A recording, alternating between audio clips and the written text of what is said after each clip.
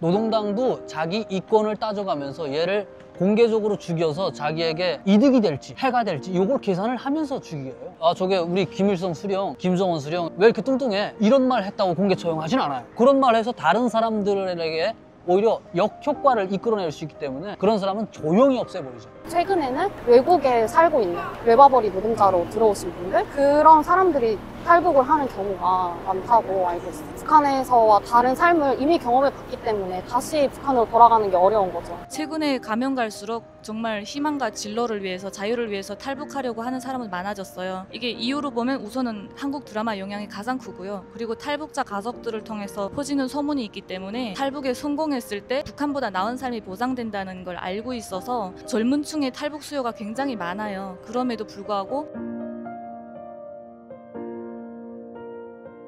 한 번씩 각자 자기소개를 해주실 수 있을까요? 안녕하세요. 동국대학교 재학 중인 최윤수라고 합니다. 저는 대학원 재무회계 전공하고 있고요. 또 탈북민이다 보니까 북한 인권에 관심이 여전히 많아서 같이 활동하고 있습니다. 안녕하세요. 지금 대학 공부하고 있는 유성현입니다. 저는 지금 항공대학교에서 물류를 전공하고 있습니다. 안녕하세요. 저는 대학원생 장성경이라고 합니다. 지금 북한 통일 관련해서 공부하고 있고요. 신질평화통일연구원에서 일하고 있습니다. 그러면은 지금 성현님이랑 윤선님이 탈북민이신 거고 성경님께서는 연구원이신 네. 상황으로 이해를 해주시면 될 것 같고요. 세 분 각자 나이가 좀 어떻게 되시는지 알 수 있을까요? 저 20대 언덕에 있습니다. 28살입니다.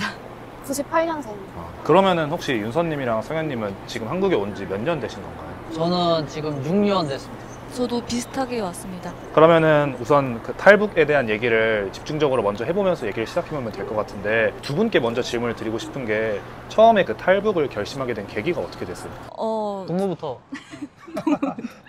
네, 저부터 말씀드리자면 저는 그 탈북자 가족이어서 이제 한국에 대해서 일찍이 알고 있었고요. 한국 드라마를 보면서 내가 저기 간다면 잘 살 수 있겠다라는 자신감이 있었던 게 결국 탈북하게 된 동기? 탈북하는 데 이제 도움이 됐던 것 같습니다. 저는 탈북에 대한 동기가 그 체제에 대한 불공정성? 네, 이게 제일 컸던 것 같아요. 똑같은 사람임에도 불구하고 누구에게는 유리한 환경이 주어지고 그리고 또 누구에게는 어떤 것도 할 수 없는 모든 제약이 따르는 그런 사회, 그런 사회를 살아가면서 노동당이 하는 말을 또 생각해 보게 되더라고요. 노동당은 계속해서 주민들에게 노래 가르치거나 이런 게 뭐 누구나 꿈을 꾸면 다 해결되고 우리나라는 정말 살기 좋은 나라다 이렇게 노래를 제 입으로도 자꾸 부르고 있는 거예요. 근데 제가 결국 정작 선택하자고 보면 모든 가능성이 막혀있는 그 땅. 그래서 너무 화가 나가지고 그러면 노래대로 노동당이 가르치는 노래대로 내가 너네 사회를 내가 바꾸고 싶다. 이런 생각이 들었던 것 같아요. 근데 항상 이게 외부인의 입장에서 제가 생각해 봤을 때는 그 안에 있으면 오히려 그게 되게 답습되고 나도 그렇게 살아야겠다라고 생각만 하지 뭔가 바꾸자라는 생각까지는 안 했을 것 같은데 성현님은 어떻게 그런 생각까지 좀 이어지셨어요? 아마도 제가 고향이 평양이거나 그리고 제가 높은 층에 있는 사람이라면 그런 문제의식을 못 느낄 거예요. 그런데 저는 좀 밟히는 입장이었거든요, 제가. 밟히는 입장이니까 더 선명하게 보이는 거예요. 자유에 대해서도 북한에 대해서 그런 노래가 있었어요, 과거에. 사람이 사람이라고 이름 가질 때는 누구나 자유권을 똑같이 가지고 났다. 자유권이 없으면 죽은 목숨이나 같다. 이런 노래가 있는데 어느 날 그걸 부르지 말라고 하더라고요. 부르지 말라고 하고 그런 자유에 대한 의식 자체를 없애버리려고 하는 거죠. 그래서 그런 자유 내가 필요하지 않나? 누구보다 저는 자유를 억압당하는 사람으로서 그래서 그걸 바꿔야 되겠다는 그 생각이 좀 탈북으로 이끌었었죠. 그 안에서도 되게 그 자유에 대한 가르침이 계속 변화가 있었던 거네요, 북한 내에서. 그러면은 이게 한국에 있는 사람들끼리 또 이제 얘기를 나누다 보면 간부들도 탈북을 한다라는 얘기가 나올 정도로 탈북에 대한 관심도가 높아지고 있다는 기사를 막 접할 때가 있어요. 그런 기사들을 봤을 때 유난히 확실히 요즘 더 탈북에 대한 관심도가 높아진 것 같다고 느끼시는지 아니면 그냥 기사가 나온다고 생각하시는지 좀 궁금해요. 2000년대 초 중반까지만 해도 한국 사람은 잘 모를 수 있겠지만 1000명, 2000명씩 매년 이렇게 탈북을 많이 하셨거든요. 그래서 한국 사회에도 그런 탈북민들을 위한 법이나 제도가 많이 생기기도 했고 근데 이제 코로나 때가 되면서 그런 탈북민의 수가 굉장히 급감을 했어요. 2021년도 이때는 50명 이하로 들어오기도 하고요. 북한 당국에서 국경을 완전히 이제 봉쇄를 한 거예요. 2중, 3중으로 봉쇄를 하고 감시도 너무 심했지. 그러면서 북한 내부에 살고 있는 주민들이 탈북하는 경우는 굉장히 이제 드물게 됐고요. 최근에는 외국에 살고 있는 외국인 외바버리 노동자로 들어오신 분들 이미 예전에 중국에서 살고 계신 분들 그런 사람들이 탈북을 하는 경우가 요즘에는 많다고 알고 있어요. 그 분들이 탈북하는 이유는 엘리트 층들이 탈북을 하잖아요. 그 분들은 이제 감시를 피해서 또 더 나은 삶을 자식들에게 물려주기 위해서 그런 북한에서와 다른 삶을 이미 경험해 봤기 때문에 다시 북한으로 돌아가는 게 어려운 거죠. 그래서 탈북을 하시는 분들이 많고, 그 외국에 나와 있는 청년들은 북한 안에서 회의 같은 걸 한다고 하나요? 뭐죠? 생활총화를 많이 하는데 외국에 나와서까지 그렇게 하는 거예요. 외국에 나와 있으면서까지 그 조직 안에서 생활총화 같은 거를 계속 받고 외국에 보냈으니까 더 이 사람들이 외국 문물에 이렇게 휩쓸리지 않게 세뇌 교육을 더 많이 시키는 거예요. 거기에 너무 질려가지고, 거기에 너무 이제 달기운다는 표현을 쓰더라고요. 그게 너무 질려가지고 탈북을 결심하게 되는 그런 경우가 많은 것 같아요. 그러면 이게 한번 정리를 해보면 어떻게 보면 북한 사람들 자체가 탈북하는 수가 늘어나는 게 아니라 외국에 나가 있는 북한의 고위층이나 아니면 외연노동벌이 하시는 분들이 늘어났다는 표현이 어떻게 보면 정확할 수 있겠네요. 북한에서 출발해가지고 여기 오는 인원수는 좀 줄어드는 것 같고요. 해외에 있던 사람들이 좀 들어오는데 그 사람들의 미래에 대한 불확실성 이런 걸 생각해서 들어온다고 봐요. 사실 그 사람들이 대한민국으로 간다고 해서 이 땅에서 주류층으로 살아가는 것도 힘들고, 그리고 자기가 북한에 있었던 그런 뭐 특권이라고 해야 될까요? 이걸 누린다는 것도 거진 불가능하거든요. 그런 걸 내려놓고 오는 것 자체가 북한에 돌아가서 자기들이 언제 그 지위를 잃을지 모르고, 그리고 자녀들도 자기만큼 살 거라는 그게 없는 거예요. 피라미드 구조가 있는데 피라미드는 세월이 갈수록 자꾸 무너져 내리잖아요. 계속 무너져 내리니까 자녀가 아버지 위치에까지 갈 수가 없는 거예요. 북한에서 권력 다 줄타기로 올라가는데 자녀가 아무리 똑똑하기로서는 여기 올라간다는 게 힘든 거예요. 그래서 그 가능성, 미래에 대한 불확실성, 야 저게 그냥 걸어보자, 또 자유, 이런 것들이 여러 가지가 거기에 겹쳐서 오는 거지 단지 자유 하나 이거로 온다고 생각하진 않아요. 제가 체감하기로 이제 과거에는 탈북하는 이유가 계속 배고픔을 달래기 위해서, 나보다는 내 가족에게 성금하기 위해서 어디든 가는 사람들이 많았고, 정말 목표가 그거 하나였기 때문에 뭐 중국에서 매매혼을 당하더라도 고향에 돈 몇 푼 보낼 수 있으면 일단 초기의 목표는 달성하는 그런 이제 비극적인 사례가 많았지만, 최근에 가면 갈수록 정말 희망과 진로를 위해서, 자유를 위해서 탈북하려고 하는 사람은 많아졌어요. 이게 이유로 보면 우선은 한국 드라마 영향이 가장 크고요. 그리고 탈북자 가족들을 통해서 퍼지는 소문이 있기 때문에 탈북에 성공했을 때 이제 내 삶이 보장된다. 물론 막 한국에서 성공하는 삶보다는 북한보다 나은 삶이 보장된다는 걸 알고 있어서 젊은 층의 탈북 수요가 굉장히 많아요. 그럼에도 불구하고 이제 북한 보위부의 정보망이 온 사회를 촘촘하게 뒤덮고 있기 때문에 탈북하는 게 너무 어려운 거죠. 저 같은 경우도 제가 엄마가 한국에 있다 보니까 제 친구들이 가끔 저한테 그랬어요. 너 엄마가 데려가려고 브로커 보내면 나 데려가. 그러면 이제 저는 당연히 난 절대 탈북 안 할 거야 라고 하겠죠. 그러면 친구들은 너 안 갈 거면 그 브로커한테 나를 보내주면 내가 한국에 가서 평생 너한테 돈을 보낼게. 이렇게 얘기할 정도로 젊은 층들은 그 사회를 너무 벗어나고 싶어 해요. 그래서 탈북 수요가 늘었는지 줄었는지라는 질문이라면 저는 늘었다고 답할 수 있고요. 탈북 실제 인원이 증가했는지라고 물어보면 그건 오히려 감소를 했어요. 탈북 통제가 어떻게 되냐에 따라서 달라지는 것 같아요. 그리고 확실하게 다른 거는 예전보다 사람들의 생각에 그런 충성도의 레벨이 점점 낮아지고 있는 거죠. 북한에서 말하는 혁명의 1세대, 2세대들이 아니라 지금 5세, 6세를 넘어서면서 혁명에 충실하는 사람보다도 내 생계에 충실하는 사람들이 생겨나게 되고, 그러면서 탈북에 대한 생각, 그리고 노동당에 대한 반항의식, 이런 것들이 싹트기 시작하면서 저 같은 케이스로 이제 탈북하는 사람들이 있는 거죠. 그리고 해외에서 들어오는 뭐 간부들, 이런 사람들도 이제 물갈이가 이제 세대교체 이런 것도 되면서 그 사람들이 해외를 경험하면서 북한 체제가 잘못됐다는 걸 느끼고 넘어오는 거지, 그거 아니었다면 그 사람들도 고향 땅 버리고 모든 걸 버리고 올 이유는 없다고 생각해요. 북한 체제가 무너진다? 그 사람들이 와서? 전 절대 그런 일은 없다고 생각해요. 우리가 여기서 외부에서 뭐 하는 게 있어야 무너지지, 우리는 가만히 팔짱 끼고 있는데 무너지길 기다리고, 그리고 북한에서 북한 표현대로 하면 혁명의 변절자들이 몇 명 도망간 거예요. 그게 북한 사회를 주도적으로 이끌고 나가는 사람이 도망갔다면 무너지겠지만 주도적으로 이끌고 나가는 사람들이 아닌 거죠. 그냥 뭐 계절 따라 가는 사람들이 온 거예요. 북한 표현대로 하면. 그러니까 무너질 일은 없다고 생각해요. 되게 저로서는 되게 들어보지 못했던 얘기를 듣는 것 같아서 되게 신기한 것 같네요. 그러면은 여기서 사실 이렇게 되게 어떻게 보면 요즘 사람들이 더 탈북에 대한 관심이 많아지고 있고 고위층도 많이 나가고 있는데 이 김 씨가 그 정권 자체가 무너지진 않고 있잖아요. 그게 무너지지 않고 계속 버틸 수 있는 이유는 뭐라고 생각하세요? 제가 나름 여기 온 이후에 다른 나라의 정치 시스템들 그리고 문화적인 그런 형성 과정들 좀 주의 깊게 봤는데 북한만큼 그런 지도 시스템, 체제를 공고하게 정말 디테일하게 설계한 나라를 본 적이 없어요. 심지어 그 강하다는 미국도 엄청 구멍투성이고요. 체제를 유지함에 있어서 막 국가 부도난다 뭐 이런 말 막 하잖아요. 그런 말이 어느 강대국이든 상관없이 국가는 망해도 개인은 안 망하는 거예요. 근데 북한에서는 개인이 망해도 국가는 절대 안 망하게 시스템이 만들어진 거예요. 모든 사람들 생각, 모든 문화적인 현상, 정치 구도 이런 것을 다 그 세습 독재를 위해서 설계가 됐기 때문에 그래서 북한이 무너지지 않는다고 생각해요. 절대 자생적으로 무너질 수는 없는 구조라고 저는 생각을 해요.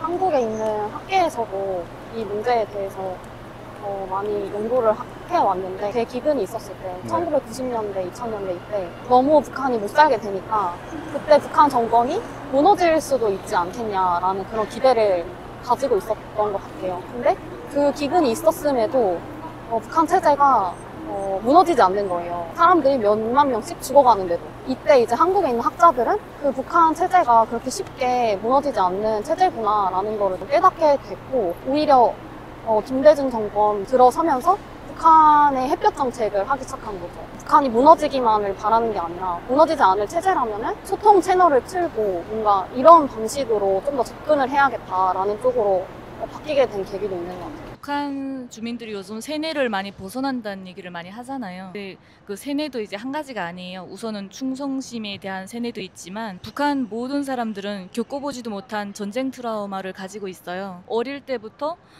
우선은 김씨 패밀리에 대한 그 존경심과 함께 우리나라 일제강점기 그리고 남북전쟁 때 어떤 피해상들을 계급교양관 그리고 모든 기업서 학교들에 전시해 놓고 블러처리도 없는 아주 적나라한 사진들을 다 전시해 놓고 계속 보여주면서 전쟁이 난다면 어떻게 되는지, 다른 나라의 속국이 된다면 어떻게 되는지, 그리고 그 나라 어떤 그 체제의 수뇌부가 무너졌을 때 어떻게 되는지를 계속 설명을 해요. 그리고 북한은 꼭 이제 맞는 말을 하고 틀린 해석으로 이제 세뇌를 하기 때문에 전쟁이 나면 이렇게 무섭다라고 강조를 하고 그 뒤에 전쟁이 안 일어나려면 강력하게 버티는 수뇌부가 필요하다는 식으로 유도를 해요. 하기 때문에 저도 이제 전쟁을 겪어본 적이 없지만 전쟁이 난다라고 하면 막 그 외국 군대가 들어와서 내 살가죽을 벗길 것 같고 막 우리 가족을 생매장할 것 같은 트라우마가 있어요. 그래서 대기근 때 정말 지금 이렇게 우리가 무너지면 이제 외국 군대가 미국 군대가 다시 들어와서 우리를 저 계급교양관에 봤던 사진처럼 가죽을 벗기고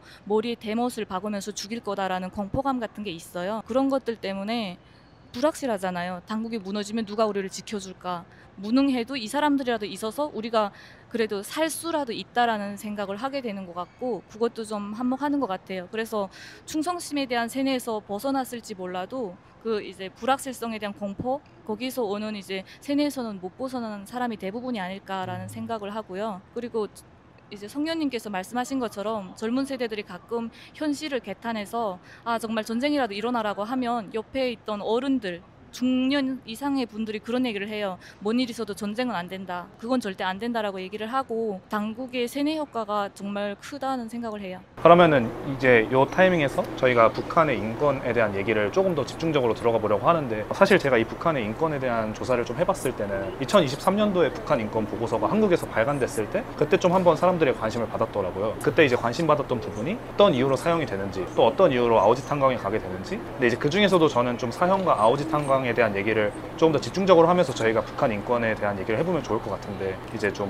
들으시기에 또 경험해 보시기에 어떤 이유로 보통 사람들이 그런 사형 선고를 받거나 아니면 아오지 탄광을 가게 되는지 좀 충격적이었던 일화가 있거나 아니면 그냥 일상적인 것도 괜찮은데 한번 얘기를 해주실 수 있을까요? 제가 알기로 이제 정치범이랑 경제사범이 있고요. 경제사범 같은 경우에는 그 수용소에 가는 일이 거의 잘 없어요. 다시 말해서 먹고 살기 위해서 어떤 범죄를 저질렀을 때 가는 일은 잘 없고요. 정치범은 사실 그 어떤 개인에게 피해를 주는 게 아니라 체제와 당에 도전하는 어떤 말을 했거나 사실 도전까지랄 것도 없어요. 그냥 뭐 어떤 정책에 불만이 좀 있었다거나 그런 사람들이 이제 정치범으로 가기 때문에 순수 이제 자기의 사상과 이념을 고집하면 가는 게 정치범이라고 보여지고요.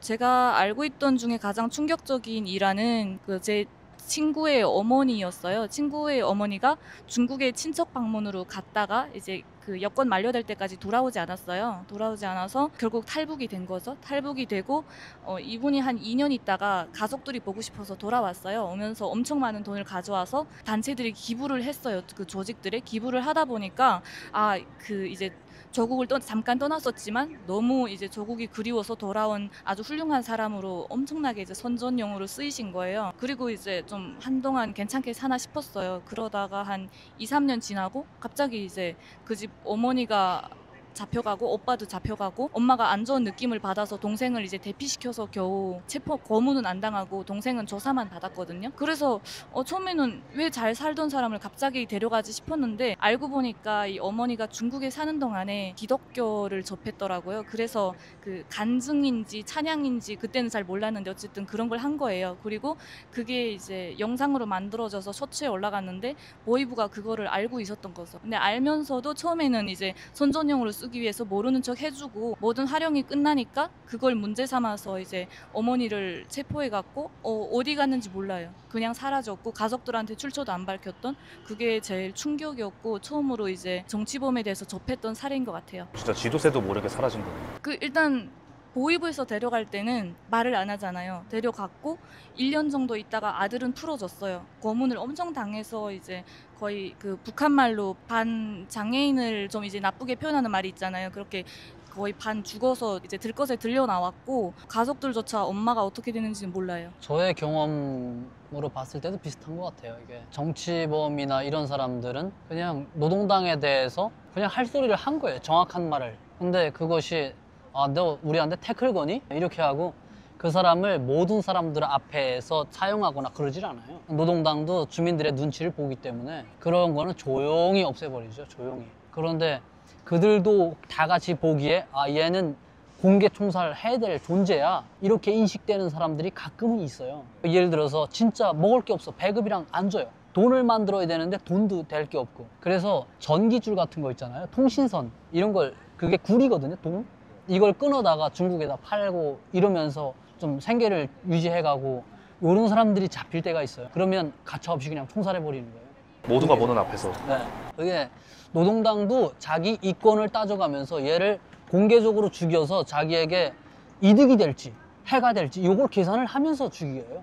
그게 저게 우리 김일성 수령, 김정은 수령 왜 이렇게 뚱뚱해? 이런 말 했다고 공개 처형하진 않아요. 그런 말 해서 다른 사람들에게 오히려 역효과를 이끌어낼 수 있기 때문에 그런 사람은 조용히 없애버리죠. 그런 구조인 것 같아요. 그 사람들이 북한 사람들의 그런 심리, 내면의 심리를 잘 컨트롤하면서 거기 벗어나면 자기들이 최대한 비켜가면서 총살도 하고 정치범 수용소도 보내고 이렇게 선별을 하는 거죠. 제가 하고 싶은 얘기는 여기서 아오지 탄광 이야기하고 공개 총살, 처형 이런 걸 얘기했지만 그렇게 특별한 뭔가 케이스라기보다는 북한에서의 삶 자체가 저는 인권 침해라고 생각하거든요. 인권의 종류가 자유권이 있고 또 사회권이라는 게 있는데 북한에서는 계급이 있어요. 근데 저도 잘 몰랐거든요. 계급이 있다는 거를. 근데 엘리트 계층이 있고 또 일반 노동자 계층이 있고 농민 계층, 그다음에 탄광에서 일하는 사람들 이렇게 있는 거예요. 근데 부모님이 농민이거나 탄광에서 일하거나 그런 직업을 갖고 있는 분들이었다면 자식들도 똑같이 그 직업을 해야 돼. 무조건 그 직업을 해야 되는 거예요. 다른 일을 할 수 없는 거예요. 만약에 내가 군대에 나가더라도 제대를 해서 그 아버지가 했던 일을 그대로 해야 되는 거예요. 그러니까 그 직업을 선택할 수 있는 자유가 없어요. 그런 부분에 있어서 일상적인 그런 인권 침해 중에 하나라고 생각하고요. 또 특별한 케이스라고 하면 작년에도 저희 나라에서 되게 이슈가 되었었는데 한국 드라마를 봤다고 청소년들을 총살한 거예요. 맞아요. 그러니까 그만큼 이제 북한 사회에서 한국의 영향력들을 굉장히 경계하고 있다는 거를 좀 보여준 사례라고 생각을 해요. 사람을 사람으로 어떻게 보면 보지 않는 증거들이 엄청 많은 거네요. 정권을 유지하기 위한 수단이라고 생각하는 거죠. 그러면은 이번에는 이어서 또 질문을 드리고 싶은데 사실 그 현지에 살고 있으면 제 개인적으로는 뭐랄까 그 사상 자체가 주입이 돼서 내가 인간적으로 존중받지 못하고 있다라는 생각을 좀 못할 수도 있을 것 같은데 좀 이렇게 주변 친구들이나 아니면 북한 사람들을 좀 만나보셨을 때 사상을 깬 친구들이 많았는지 아니면 좀 여전히 그래도 나는 북한이라는 사상이 좋아라고 얘기하는 친구들이 많았는지 좀 궁금해요. 그게 북한에서 정책이 사람을 좀 무지하게 만드는 그것도 있거든요. 그래서 이런 문제의식을 느끼지 못하게. 그런데 그 중에서도 야, 쟤는 조금 유리하게 사는데 나는 왜 이렇게 살지? 이런 친구들이 있죠. 반감이 엄청 게이지가 올라가는데 그게 결코 반항으로 이어지기는 힘들죠. 반항으로 이어지겠다는 그냥 무자비하게 잘라버리니까요. 그래서 이게 마음에 이게 쌓여 있는 거죠. 쌓여서 잠재적으로 전쟁만 일어나라, 내가 어떻게 해보겠다, 이런 생각들을 가지고 있는 사람들이 꽤 많죠. 북한 내부에서도 노동당이 그런 사람들을 두려워하고 있고요. 반감을 가지고 있으면 그걸 만약 친구한테 얘기했다가 그 친구가 고발하면 끝나는 거 아닐까요? 그렇죠. 그래서 서로에게 그런 공유를 잘 못하죠. 했다가 주변에서 처벌받는 사례들을 보면서 그것을 이제 감추고 있는 거죠. 그래서 북한 노동당도 가끔은 정치범수용소 보내고 막 처벌하는 게 너네 반감이 있어도 다 닥치고 있어, 쟤네처럼 되는 거야, 이걸 보여주는 거죠. 사상의 갈등이 계속 일어나고 있는 거네요. 그 시민들과 노동당 네. 자체. 그리고 외국에 나와서 뭐 외화벌이 노동자라든지 먹고 살기 위해서 중국 국경을 넘는다든지 그런 경우에 있으면 더 많이 외부의 소식을 듣게 되거든요. 그때서야 비로소 자기의 삶하고 비교를 하면서 내가 이렇게 안 좋은 그런 인권 탄압적인 환경에서 살았구나, 내가 자유가 없이 살았구나, 이런 거를 느끼게 되고 그 다음에 탈북을 결심하게 되는 그런 사례가 많아요. 북한 안에 있을 때는 정말 깨닫기가 힘든 상황이라고 저는 알고 있습니다. 저 같은 경우도 이제 송영님 말씀하신 것처럼 뭔가 살기 너무 힘들고 당국의 정책 같은 것들이 굉장히 싫고 불만은 많았지만 그게 이제 인권이라는 단어로 정의되진 않았어요. 내가 인권 침해를 받고 있다, 자유를 박탈당했다라는 생각보다는 그냥 세상이 불편하다, 그냥 살기 힘들다, 이렇게만 생각을 했어요. 그래서 탈북할 당시 부끄러운 얘기지만 저는 뭐 통일, 북한 인권, 내가 가서 뭔가를 이뤄야겠다 이런 게 아예 없었고요. 그냥 가서 열심히 아르바이트하고 취업하면 돈 벌어서 잘 살아야겠다, 여기보다 살기 편하겠다, 진짜 소시민적인 마인드 그 하나로 탈북을 했고요. 탈북을 해서야 이제 객관적으로 보였고 내가 어떤 침해를 당했는지를 이제 알게 되고 그 사람들이 정말 불쌍하다는 걸 알게 됐어요. 물론 본인들 나름의 이제 열심히 노력하고 반항하면서 살고 있지만 객관적으로 볼 때는 너무 안쓰러운 거예요. 그 사람들이 당하고 있는 피해가. 그래서 오히려 한국에 와서 인권이라는 개념을 알고 인권 침해를 알고 인권 활동을 하기 시작했어요. 가끔은 제가 여기에 와서 큰 대도시에나 그리고 평양에서 살던 그런 친구들 보면 지금도 현재 남북한의 인권 문제 차이의식에 대해서 잘 못 느끼는 친구들이 많아요. 나 북한에서 인권 나 할 거 다 했어, 이런 친구들이 꽤 많아요. 네, 그만큼 북한에서는 인권이라는 그 뭐 교육에 대한 부재, 그리고 이 사람들의 그런 계층을 다 나눠놨기 때문에 그 사람들이 북한에서 아무리 인권 침해 노동당으로부터 당했다고 하더라도 상대적으로 다른 사람들보다 우위에 있었던 거예요. 그래서 난 인권 침해 그렇게 느껴본 적이 없어, 이렇게 생각하는 사람들이 여기 한국에 와서까지 그런 현상들이 좀 나타나는 것 같아요. 인권 침해를 당한 적이 없다고 얘기하는 사람들의 대부분은 집에 돈이 좀 많아서 어떤 문제가 생겼을 때 돈이나 인맥으로 해결할 수 있었던 사람들이 많아요. 그래서 그 사람들은 크게 피해를 안 받았지만 따지고 보면 그동안 부모님이 힘들게 벌어서 모아놨던 돈을 내 정당한 권리를 행사하는 데조차 그 부모님의 모든 자산을 갖다 바쳐서야 이제 겨우 얻을 수 있는 거잖아요. 그래서 엄밀하게 따지면 누구나 당한 인권 침해인데 이거를 좀 한국에 와서 인권의식을 얼마나 가졌는지에 따라서 돌아보는 척도는 좀 다른 것 같아요. 북한 내부에서도 여기 많은 사람들이 왔지만 그 사람들이 똑같이 자유를 억압당한 건 아니에요. 여기 온 사람들 중에서도 자유를 억압하는 위치에 있던 사람들이 있고 그리고 그 밑에서 억압당하던 사람들이 있어요. 그런데 사회라는 게 참 여기 와서 보면 여기 와서도 그 위치에서 자유를 억압하던 사람들이 나름 잘 살아가는 사람들이 꽤 있거든요. 그런 걸 볼 때면 제 스스로에게 좀 부끄럽죠. 네, 안녕하세요. 방구석 한국인으로 인사드렸던 배우 권동원입니다. 이 콘텐츠는 통일부에서 주관하는 2025 북한 인권 증진 활동 사업의 일환으로 제작된 콘텐츠입니다. 11월 6일 목요일 신촌 인디극장 필름 포럼에서 탈북민의 생생한 인터뷰가 담긴 그림자의 기록과 17세 북한군 창대의 탈북 스토리가 담긴 단편영화 경계선 상영회를 진행하려고 합니다. 많은 관심 부탁드리고 11월 6일 필름 포럼에서 만나요. 네, 감사합니다.